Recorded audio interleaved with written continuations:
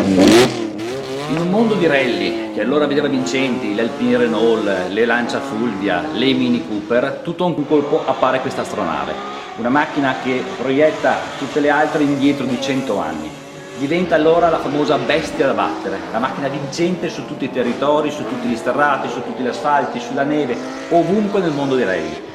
Vincente a tal punto che è stato deciso all'unanimità di fermare la sua carriera sportiva, perché le altre case sportive non volevano neanche più investire nelle macchine da rally, per cui il campionato del mondo si stava depauperando di importanti nomi, importanti piloti, perché era quasi impossibile battere questa macchina. Ecco allora che la Lancia Stratos viene messa in pensione a favore della 131 ABAC, sempre del stesso gruppo Fiat, da macchina assolutamente vincente e mai battuta.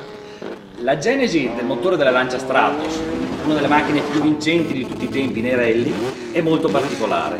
La Lancia cercava un motore di alte prestazioni e inizialmente contattò decisamente Enzo Ferrari per un motore 6 cilindri che allora equipaggiava le macchine chiamate Dino.